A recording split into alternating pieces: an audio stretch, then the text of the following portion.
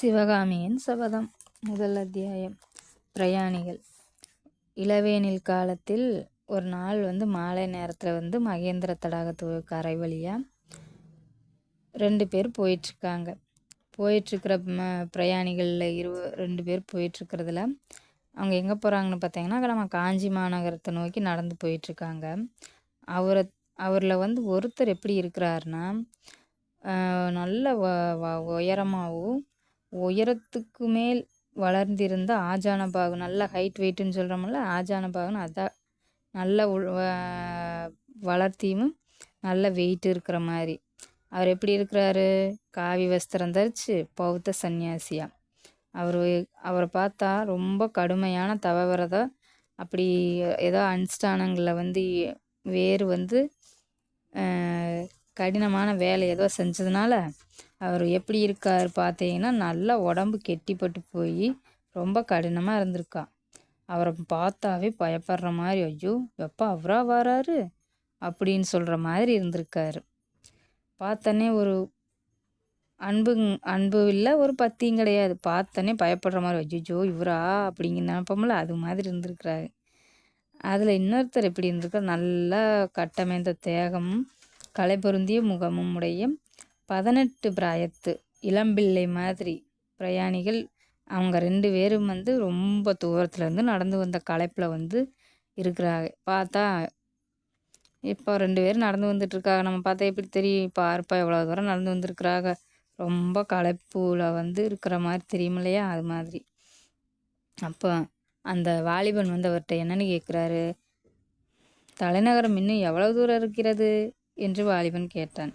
அதோ என்று சன்னியாசி இப்போ நம்ம யாராச்சும் இடம் கேட்டோம்னா எந்த இடம் இருக்குன்னு சொல்லி சுட்டி காட்டுவோம் பார்த்தீங்களா, அது மாதிரி சொல்லியிருக்கிறாங்க.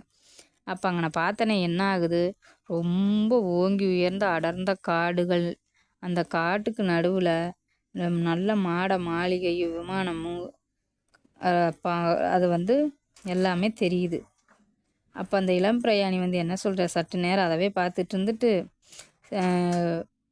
அதுக்கு பின்னாடி என்னங்கிறார், புத்த பிச்சுட்டேன், இங்கிருந்து 1 நாளிகை தூரம் இருக்குமா அப்படின்னு சொல்லி கேட்குறாரு. யார்கிட்ட? புத்த பிச்சுக்கிட்ட. அவ்வளவுதான் இருக்கும். அப்படியானால் நான் சற்று கொஞ்சம் நேரம் ஓய்வு எடுத்துகிட்டு வரேன், உங்களுக்கு அவசரம்னா நீங்கள் முன்னாடி போங்க அப்படின்னு சொல்லியிருக்காரு. அப்போ அந்த வாலிபன் என்ன பண்ணுறாரு, கையில் இருந்த மூட்டையும் தடி நான் பாதைக்கு ஓரமாக கீழே வச்சுட்டு ஏரியை பார்த்தே உட்காந்துட்ருக்கிறாரு.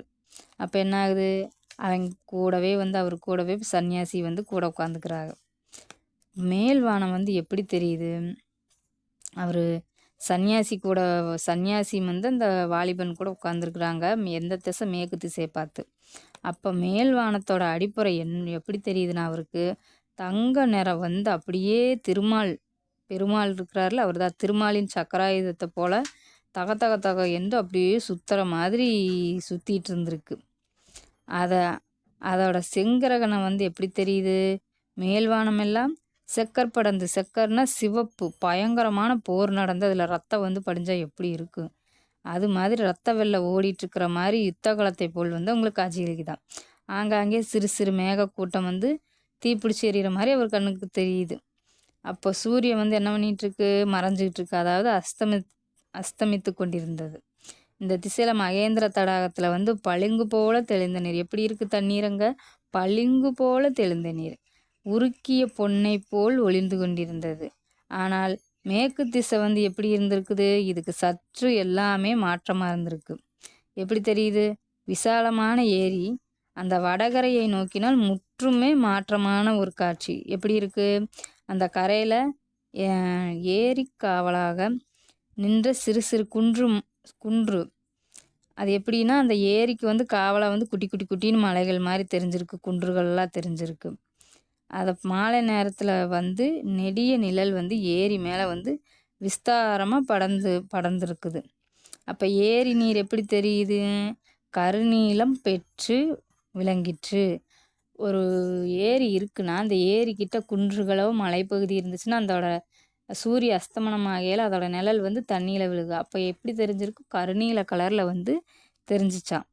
அப்போ இந்த நிழல் படர்ந்த ஏரிக்கரை வந்து ஒரு ஓரமாக சில இடங்களில் கண்ணை பறிக்கும் வெள்ளை நிறம் திட்டுத்திட்டா தெரிஞ்சிருக்குது. என்னடா அது, பூரா இவ்வளவு ஒரு கருமை நிறமாக இருக்குது, தண்ணீர் வந்து இப்போ கருநீல நிறத்தில் இருக்குது, இதில் என்னதான் அப்படி வெள்ளை கலரில் திட்டுத்திட்டா இருக்குதுன்னு நல்லா கூர்ந்து கவனிக்கையில் என்ன தெரிஞ்சிருக்கு, அந்த இடத்துல வெண் நாரைகள் ஒற்றை காலில் நின்று தவம் புரிஞ்சிட்டு இருக்கா என்பதை அறிந்து கொள்ளலாம். சில சமயம் திடீரென்று ஒரு வெண்ணாரை கூட்டமானது ஜலக்கரையிலிருந்து கிளம்பி ஆகாசத்தில் மிதக்கத் தொடங்கும். ஆகா, அந்த காட்சியின் அழகை என்னவென்று சொல்வது.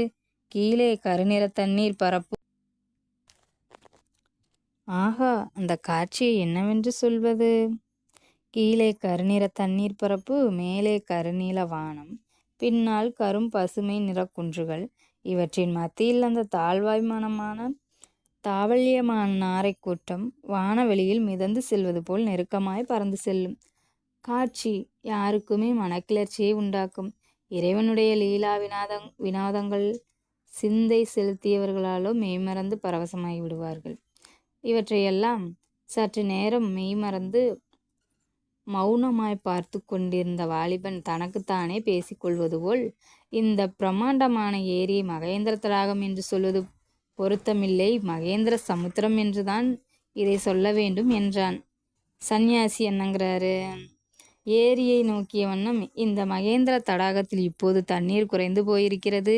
ஐப்பசி கார்த்திகையில் மழை பெய்து ஏரி நிரம்பியிருக்கும் போது பார்த்தாயானால் பிரமித்து போவாய். அப்போது நிஜ சமுத்திரம் போலவே இருக்கும் என்று சொல்லிக்கொண்டே எழுந்தார். புறப்பட்டு விட்டீர்களா சுவாமி என்றான் வாலிபன். ஆமாம் பரஞ்சோதி, என்னோடு வருவதற்கு தான் உனக்கு பிடிக்கவில்லை போலிருக்கிறதே என்று சந்நியாசி கூறிவிட்டு நடக்கத் தொடங்கினார். பரஞ்சோதி என்ற அவ்வாலிபனும் மூட்டையையும் தடியையும் எடுத்துக்கொண்டு அவரை தொடர்ந்து நடக்கலானான். சாலையில் போவோர் வருவோர் கூட்டம் அதிகமாயிருந்தது. பிரயாணிகள் ஏறிய வண்டிகளும் நெல்லும் வைக்கோலும் ஏற்றிய வண்டிகள் வந்து அப்படியே கூட்டம் கூட்டமாக சாரியாக போயிட்டு இருந்துச்சான். சாலைக்கு அப்புறத்தில் முதிர்ந்த கதிர்களுடைய செந்நெல் வயல்கள் பறந்திருந்தன. கதிர்களின் பாரத்தினால் பயிர்கள் தலை சாய்ந்து விழுந்து கிடந்தன. எப்படி ரொம்ப கதிர் முற்றி போச்சுன்னா தாங்காமல் வந்து கீழே வந்து தலையை சாய்ச்சிட்டு இருந்துச்சான். ஆங்காங்கே சில வயலில் வந்து குடியானவர் வந்து அறுவடை வந்து செஞ்சுட்டு அவர்களை அந்த கட்டெல்லாம் அறுவடையான கட்டையெல்லாம் கட்டி எல்லாம் சமந்துக்கிட்டு வயலில் புது நெல் புது வைக்கோல் நறுமணம் வந்து கமகமகமன்னு வாசம் வீசிச்சான். சற்று தூரம் போனதும் ஒரு அழகிய கிராமம் வந்து தென்பட்டது. இப்போ நடந்து போயிட்டுருக்கையில் என்ன ஆகுது, அந்த கிராமத்துக்கிட்ட போனனையே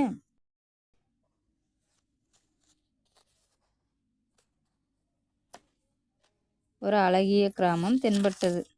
அப்போ அந்த கிராமத்திட்ட போனனே அந்த கிராமத்தை தாண்டியது புது நெல் மனத்துக்கு பதிலாக மல்லிகை முல்லை மலர்களின் நறுமணம் வந்து அவங்கள வந்து சூழ்ந்துச்சா. அந்த மனத்தை மூக்கினால் நுகர்வது மட்டுமின்றி தேகம் முழுவதிலும் ஸ்பரிசித்து அனுபவிக்கலாம் என்று தோன்றியது. ஆஹா என்றான் வாலிபன். அவனுக்கு எதிரே கண்ணுக்கெட்டிய தூரம் நந்தவனங்கள், மல்லிகை முல்லை புதர்களின் மீது வானத்து நட்சத்திரங்கள் வந்து படிந்தாற்போல் குண்டு மல்லிகைகளும் முத்து முல்லைகளும் களீர் என்று பூத்து சிரித்து கொண்டிருந்தன. இந்த வெண்மலர் பரப்புக்கு இடையே தங்க நிற செவ்வந்தி பூக்களின் காடும் காணப்பட்டது. ஓ, இவ்வளவு பூவையும் என்னதான் செய்வார்கள் என்று வாலிபன் கேட்டான். அதற்கு சந்நியாசி என்ன சொல்றாரு, இவற்றில் பாதி வந்து கோயில் தெய்வங்களுக்கும் அர்ப்பணமாக, மற்ற பாதி காஞ்சி நகரத்து பெண் தெய்வங்களின் கூந்தலை அலங்கரிக்கும். அதோ என்று சட்டென நின்றார் சந்நியாசி. சரசரசரவென்று சாலையின் குறுக்கே ஒரு பாம்பு ஊர்ந்து சென்றது. நந்தவனத்துக்குள் புகுந்து மறைந்தது. இந்த மல்லிகை மனத்துக்கு பாம்புகள் எங்கே என்று காத்திருக்கும் என்றார் சந்நியாசி. பாம்பு மறைந்ததும் இருவரும் மேலே சென்றார்கள். சற்று நேரம் மௌனம் குடிகொண்டிருந்தது. பரஞ்சோதி கிளிக் என்று சிரித்தான். எதை நினைத்து சிரிக்கிறாய் என்றார் சந்நியாசி. பரஞ்சோதி சற்று நேரம் பேசாமல் இருந்துவிட்டு, இல்லை அடிகளே, மத்தியான அந்த சர்ப்பத்தை கொன்று என்னை காப்பாற்றினீர்களே, நீங்கள் புத்த பிச்சுவாயிற்றே, சீவகத்தி செய்யலாமா என்று நினைத்து சிரித்தேன் என்றான். தன்னை கொல்ல வந்த பசுவையும் கொல்லலாம் அல்லவா என்றார் புத்த பிஷு.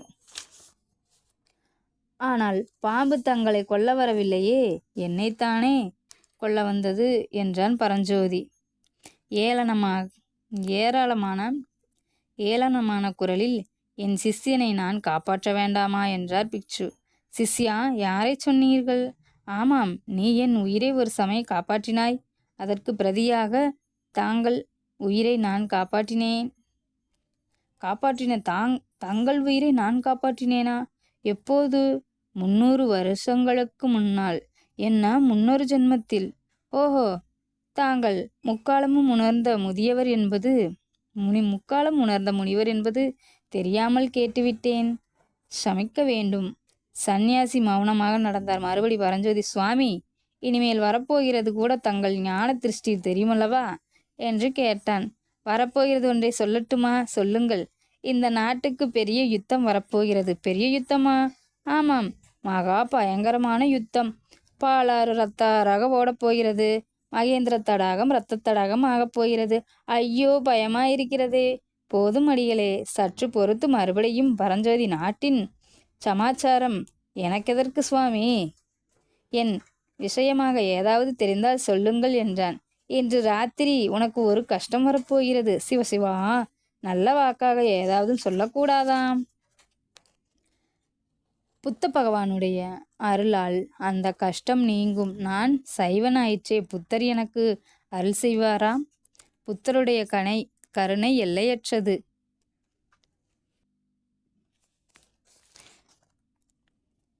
புத்தருடைய கருணை எல்லையற்றது. அதோ வருவது யார் என்று கேட்டான் பரஞ்சோதி. மங்கிய மாலை வெளிச்சத்தில் ஓர் அபூர்வ உருவம் அவர்களுக்கு எதிரே வந்து கொண்டிருந்தது தெரிந்தது. பார்த்தாலே தெரியவில்லையா? திகம்பர சமண முனிவர் வருகிறார் என்றார் புத்தபிஷு. சமண முனிவர்கள் இன்னும் இங்கே இருக்கிறார்களா என்று பரஞ்சோதி கேட்டான். முக்கால்வாசி பேர் பாண்டிய நாட்டுக்கு போய்விட்டார்கள். மற்றவர்கள் சீக்கிரம் போய்விடுவார்கள். சமண முனிவர் அருகில் வந்தார். அவர் புத்த பிச்சுவை போல் உயர்ந்து வளர்ந்தவர் அல்ல. கட்டாடையும் குட்டையாயும் இருந்தார். கௌபீனம் ஒன்றுதான் அவருடைய ஆடை. ஒரு கையில் உரிகட்டி தூக்கிய கமண்டலம் வைத்திருந்தார். இன்னொரு கையில் மயில் தொகை விசிறி கக்கத்தில் சுருட்டிய சிறுபாய். அவர் அருகில் வந்ததும் புத்தபிட்சு, புத்தம் சரணம் கச்சாமி என்றார். சமண முனிவர், அருகர் தாள் போற்றி என்றார். இருட்டுகிற சமயத்தில் அடிகள் எங்கே பிரயாணமோ என்று புத்த சந்நியாசி கேட்டார். அதற்கு சமணர், ஆஹா, இந்த ருத்ரபூமியில் எனக்கென்ன வேலை? தொண்டை மண்டலந்தான் சடையன் கூத்தாடும் சுடுகாடாகி விட்டதே, தெரியாதா? நான் பாண்டிய நாட்டுக்கு போகிறேன் என்றார். இன்றைக்கு முக்கியமாக ஏதாவது விசேஷம் உண்டா என்று புத்தபிட்சு கேட்க, சமண முனிவர், உண்டு, விசேஷம் உண்டு. கோட்டை கதவுகளை அடைக்கப் போகிறார்களாம் என்று சொல்லிக்கொண்டே மேலே விரைந்து சென்றார். ஒரு காலத்தில் இந்த பல்லவ ராஜ்யத்தில் சமணர்கள் வைத்ததே சட்டமாயிருந்தது. அவர்கள் கிழித்த கோடு தாண்டாமல் மகேந்திர சக்கரவர்த்தி நடந்து வந்தார். இப்போது என்று கூறி புத்தபிட்சு நிறுத்தினார். இப்போது என்ன என்று பரஞ்சோதி கேட்டான். இப்போது சைவ வைஷ்ணவர்களின் பாடு இந்த நாட்டில் கொண்டாட்டமாயிருக்கிறது. ஓஹோ என்றான் பரஞ்சோதி. பிறகு, ஏதோ கோட்டை கதவு சாத்துவதை பற்றி சமணமுனிவர் சொன்னாரே, அது என்ன என்று கேட்டான். அதோ பார் என்றார் சந்நியாசி. சாலையில் அந்த சமயத்தில் ஒரு முடுக்கு திரும்பினார்கள். எதிரே காஞ்சி மாநகரின் தெற்கு கோட்டை வாசல் தெரிந்தது. கோட்டை வாசலின் பிரமாண்டமான கதவுகள் மூடியிருந்தன. இதோட முதல் அத்தியாயம் முடிஞ்சிருச்சு. 2ஆம் அத்தியாயம் நாளை பார்க்கலாம். நன்றி, வணக்கம்.